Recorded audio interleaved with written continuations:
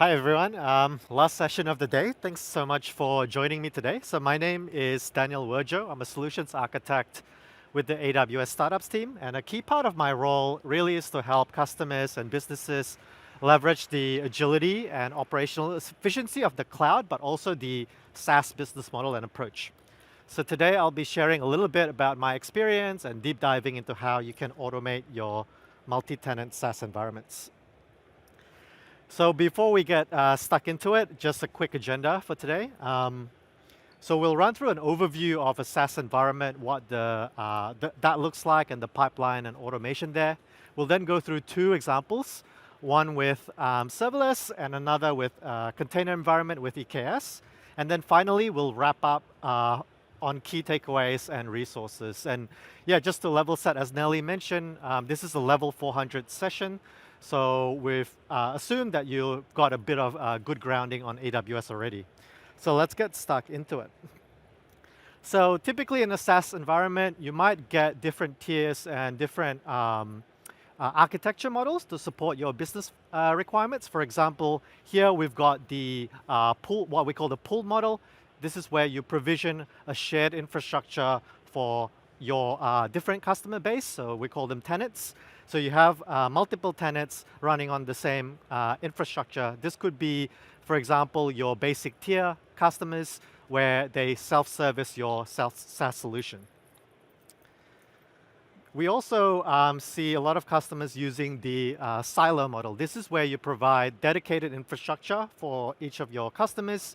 And this might be your premium tier customers. This might be something where you have a separate sales or onboarding process for those premium tier customers. And it's not uncommon for us to see both models. And the reason for this is that there's multiple benefits to each model. So with the pool model, you get that benefit of the economies of scale. So having the cost efficiency and agility that you get out of the pool model. However, with the silo model, you get some benefits there as well. So for example, we see a lot of customers having a single tenant type application, and they might not have the time to refactor it to a multi-tenant application. So starting with the silo model gives you an easier pathway to a SaaS approach. And you might also have customers that want improved SLA or have operating in a regulated market. So you might need some stricter compliance or isolation boundaries. And that's where the silo model is really good as well. So now that we've looked at what a typical kind of SaaS architecture model look like, how does the automation and deployment environment work? So typically, we have a deployment pipeline, and you might start with your basic tier or your pooled infrastructure first. And then as a new customer signs up, you need to think about, hey, how does the tenant onboarding or process look like? And typically, you've got your basic tier infrastructure or your pool infrastructure set up. So as soon as a customer onboards to your basic tier, you might need to configure a few things, right? So you might need to configure the user management, how you manage those users for that new tenant, or things like billing. And the tenant onboarding process, we recommend customers to have it tier aware. So for example, if you have a basic tier customer, then that's fine. But if you've got a premium tier customer, then that tenant onboarding service can call out to another tenant provisioning service. This is where you might need to think about some additional considerations when deploying a new set of infrastructure. So you might have something like this, where you're provisioning infrastructure dedicated for that customer, and there's some additional considerations there. For example, because you've got a different set of infrastructure now deployed into your environment, you might need to think about tenant routing. This is where you might say assign a subdomain per tenant, right? So each of your customer gets their own subdomain to route to the particular tenant, and also some tier configuration. For example, your premium tier customers might need different microservices or powerful infrastructure configuration for them. So you'll need to think about that. And then once the tenants are onboarded, your deployment pipeline should really facilitate that agility as your SaaS solution evolves, right? So you want a pipeline where you have developers constantly iterating on your product based on customer feedback and really driving that agility. And a key principle here is that regardless of your infrastructure or architecture model that you have across your tenants, you want to deploy the same version and invest in that consistent approach to benefit from the agility of SaaS. So you'll find that theme come across as we go through the presentation. So let's now run through a example with serverless. Here we'll use a number of automation tools. So for infrastructure as code, we'll use AWS SAM. So if you're not familiar with SAM, it's an extension to CloudFormation, purpose-built for serverless resources. For our deployment pipeline, we'll use CodePipeline, and this can be any CI tool that you can, pipeline tools that you use as well. And interestingly, we'll use Step Functions to orchestrate our deployment. For our configuration, for our tenant and tier configuration, we'll use DynamoDB just as a simple key value store. And we're now running through a serverless example, so we'll use the API gateway and Lambda combo for your tenant provisioning service. And just a note here as well, this is just an example, so if you're using other tools in your environment like CloudFormation or CDK, the same sort of concepts apply as well. And before we get stuck into it, I might just define some key terminologies as well. So the first terminology that I want to share is what we call the control plane. This is where your surrounding automation, so your tenant provisioning, onboarding, all those pipelines reside in your SaaS solution. And for the infrastructure that gets provisioned for your customers, we call this the application plane. So we'll use these two terminologies from now on. And so if I mention them, you'll know what I mean. So let's start with the application plane. Here we have a SaaS SAM template, and the key thing here, remember the goal is to have that consistent approach. So the key thing here is to make sure that your infrastructure as code template is parameterized. For example, you might want to have provision concurrency as like a tier configuration. Your premium tier customers, for example, might want to have a higher provision concurrency because then you can provide them with a low latency experience by pre-warming your Lambdas. And again, this theme will come across as I present, so make sure you grasp this concept. And before you can deploy the application plane though, you'll need to think about your control plane, right? And here you can have another SAM template. Let's call this bootstrap.yaml. And what we can do here is have a DynamoDB configuration table. I've called it deployment configuration. And you can see later that this deployment configuration really glues our SaaS environment together. Here we have the basic stack in that configuration. And what we'll do is we'll use that to trigger a pipeline. So as soon as a new entry is created, we'll use DynamoDB streams, and then which triggers a Lambda, which triggers your pipeline. The pipeline will have three key steps. The first is cloning the repository of your application plane, so the template.yaml that we saw in the previous slide. We'll then run the SAM build and SAM package command to effectively create those deployment artifacts. These are just zip files that get stored on Amazon S3 as like your deployment artifact for that. And interestingly, we'll use step functions, and I'll just talk about it in a high level for now, but I'll cover that in more detail. So we'll use step functions to deploy, and step functions will also be responsible for retrieving the configuration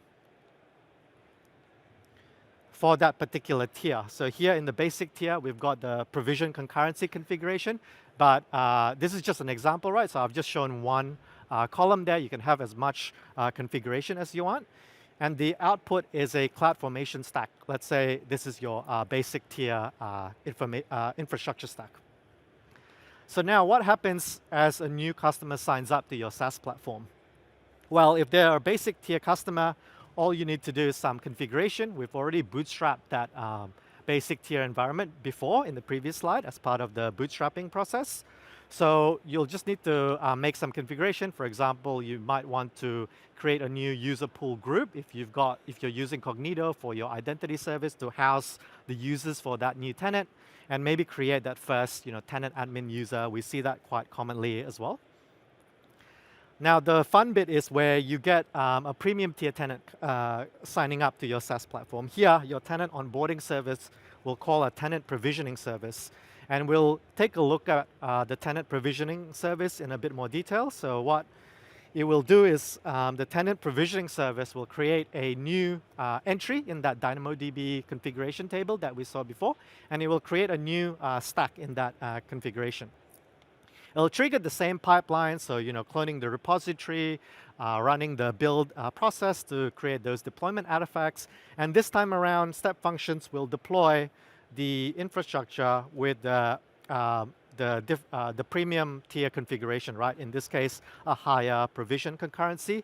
And again, the output is another CloudFormation stack for that particular new premium tier tenant, which uses the silo model, right? Where you get your own dedicated infrastructure.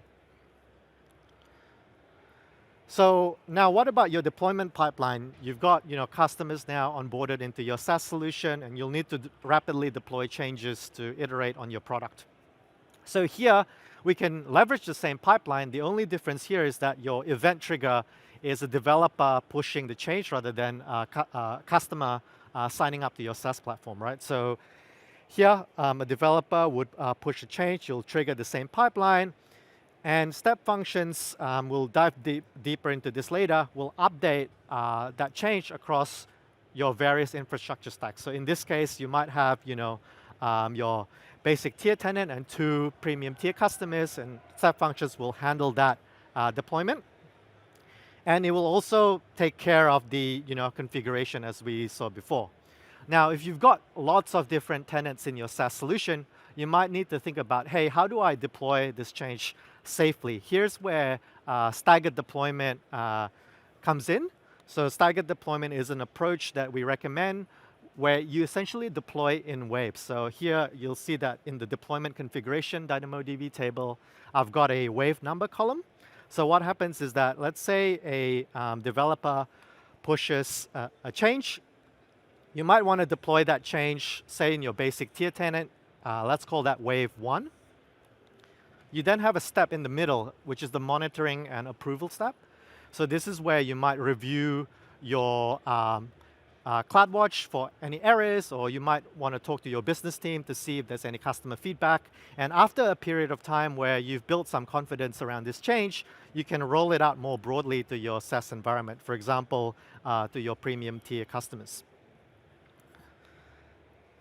And now we've talked about Step Functions a little bit, but I'll try and go through it in more detail around how that deployment orchestration works. So if you're not familiar with Step Functions, it's a service where you can orchestrate a workflow of different tasks. So the first task that we'll do is preparing for that deployment. So what we'll do is trigger a Lambda function, which effectively retrieves that configuration from the DynamoDB tables that we saw before. So here we've got like a stacks array, and in the stack we've got the name, the build artifacts that we've built and stored on S3, and then we've got the parameters, right, for that particular tier, so for the basic tier here. And again, we've got that wave number to facilitate that staggered deployment that we just saw. What you can do is use the map state capability of Step Functions. And if you're not familiar with map state, it's a capability inside Step Functions where you can execute multiple tasks concurrently in parallel. So here you can see if the stack exists and either create or update the stack. And we're using the native integration to the CloudFormation SDK here. And as you can see, because of this conditional logic, you can have a single pipeline for both your tenant onboarding or tenant provisioning and also your deployment changes as well. So single pipeline for those two things. And then we'll have an wait for approval step. I'll talk about this in a moment. And then iterate over wave 1 and then wave 2. So to iterate, step functions across multiple waves, you can use the iterator pattern. So this is a really common pattern that we see a lot of step functions customers use. It's a very simple thing where you just have a Lambda function which gets invoked, and then it just sort of iterates on a count. And then with step functions, one really handy piece of capability here is that it integrates natively to the AWS SDK. So on your step functions definitions file, all you need to do to interact with the CloudFormation API through the SDK is literally write a resource, which is really awesome. And another nifty feature with step functions is this wait for a task token capability. Here, what you do is in your resource, you just append it with this wait for task token keyword. And what step functions do is that when a task is complete, it will generate a unique task token. And as part of your approval, you can simply call back the API and use the send task success API through the CLI, or maybe even a manual interface to get step functions to proceed to the next step. So hopefully that gives you a sense of how that works. Now I'll run through a second example with a container environment with Amazon EKS. And here, we're attacking the same problem statement, right? But we're just using a slightly different tool set to attack the problem. So again, we'll use Terraform and Helm as our to manage our AWS resources and our Kubernetes resources. For our deployment pipeline, we'll use Argo for deployment orchestration, that workflow orchestration, and then Flux for continuous delivery. And we'll take a GitOps approach where effectively your configuration lives within your Git repository. So what this looks like is that you might have your tier templates inside your Git repository. And we'll take a look at how this works at the moment. And where you want to get to is that each of your infrastructure stack, as soon as it's sort of as soon as the template gets processed and all the parameters gets injected, you'll generate these configuration files that represents the state of your infrastructure back into Git. So I'll take you through how this works at the moment. And this applies for both Terraform for infrastructure resources and Helm for your Kubernetes resources, right? So let's take a look at a Terraform template. So what we'll do here is that we'll just have a Terraform module. And what you can do is parameterize the tenant identifier. And with this parameter, you'll replace that later as part of your deployment pipeline with the actual tenant identifier. You can also have different customization options. So we'll just use Terraform variables here. For example, you might have different producer, consumer, payments, microservices, or whatever microservices you have. And you can have some conditional logic, right, for each of your different tier templates to enable or disable those. So you can have that on Terraform. Now, on your Helm release templates, you can also apply the same concept, right? So here we have the tenant identifier attached to a namespace. So a common kind of approach for a SaaS solution is having a namespace per tenant. So this is something that you can do as well.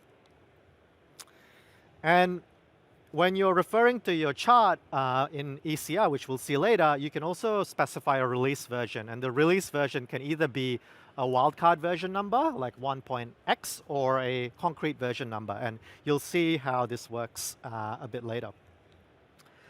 So before you can deploy that application plane, let's look at the control plane.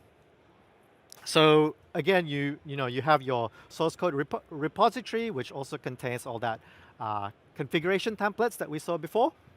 You have a build process, and in the container environment, you'd push the container image into Amazon ECR, or Elastic Container Registry.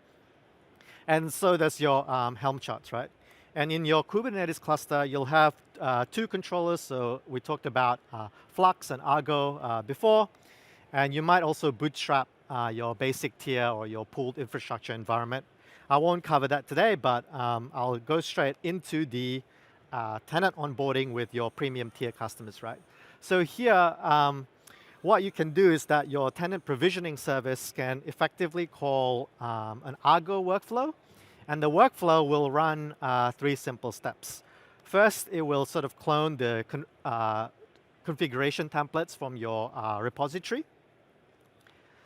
Then it will deploy those resources, right, using Terraform, and I'll talk through this in a bit more detail in the next slide. And what's key here is because we're taking a GitOps approach, we're writing back the state of that tenant back into the repository. And Flux, which sits inside your Kubernetes cluster, is effectively an agent that reconciles the state in your repository back into your Kubernetes cluster. So effectively here, if you've got a new tenant, it will sort of create a new namespace and take care of the service deployment. So what does the workflow look like in more detail? As I said, it will sort of clone the repository. It will read the template files from Terraform and Helm, so those release definitions. And then it will do a string replace of the tenant template to create a new sort of file for both Terraform, in this case Terraform first, because you need to deploy the AWS resources, and then push that file back into the Git repository. And once you've deployed the resources, you can do the same with Helm. So you can just take the Helm template and then string replace it and then push it back into the repository. And after this, Flux will reconcile the change. So let's take a look around what happens with the deployment pipeline. So as you can see in the config repository here, we've got the templates, but we've also got the instance of the template as you have the definitions for tenant 1 and tenant 2. And here Flux will reconcile that repository to your Kubernetes cluster. It will also monitor the artifact or the chart, the Helm chart in your Elastic Container registry. So what happens if a developer pushes a new change? So you'll go through your commit, build, sort of push process, build the container image, and then you'll update the Helm chart to say 1.1. And because we've configured those Helm release files to be a wildcard version number, any change in the artifacts in the ECR that you have will get reconciled by Flux automatically. So that's really handy because as soon as you push a new change, you'll sort of get deployed into your cluster. Now, if you've got a lot of tenants, this deployment process can happen at random. So we can also apply the same staggered deployment process that we saw before in the container environment.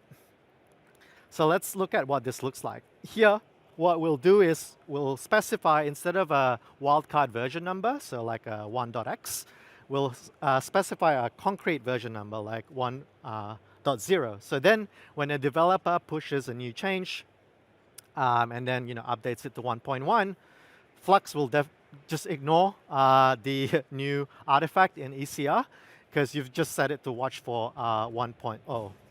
And then what you can do is implement a process to change the version number. Say for tenant 1, once you've built some confidence, you can kind of change the definition to have a 1.1 version, and same with tenant 2.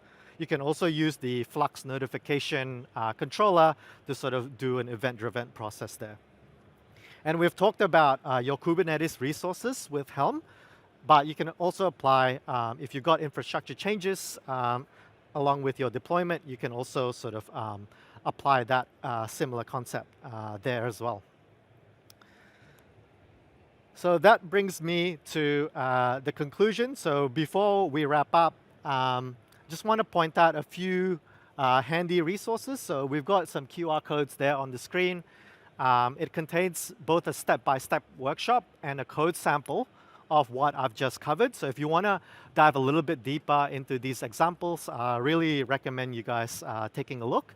And I'll recommend, I'll recap some of the topics that we've covered today as well. So first is that automation is really key for your SaaS solution, right? And as you can see, how you kind of segment your customer base, design your tiers and architecture models really drives the design of those automation that you'll need to build. And if you don't take anything away from today, make sure that you maintain that consistent approach, that single code base and version across all of your tenants, because that's really what's going to drive the agility that you get in a SaaS business model. And we've got a limited time, so we didn't cover everything. So I've seen some customers also consider building pipelines for example, customers upgrading between tiers, right? Like if you want to upgrade from basic to premium tier, or even tenant offboarding. So if, as customers leave your platform, you might want to remove some unnecessary configuration and resources. And just a quick shout out to skillbuilder.aws, really handy learning platform. I use it constantly, and there's a new game-based learning platform as well. So if you're a gamer and you want a more interactive learning experience, I recommend that check that out. It's fairly new. There's over 600 free courses in there. That's free as well. And yeah, thank you so much. It's the last session of the day, so I really appreciate you guys spending time with me. If you want to connect, I'm available on LinkedIn, and I'll be around on the floor, so feel free to say hi and reach out. Really love to connect. And one final ask, just the event survey. So we really take these feedback seriously. We want to make sure we're delivering content for you guys that's relevant and useful.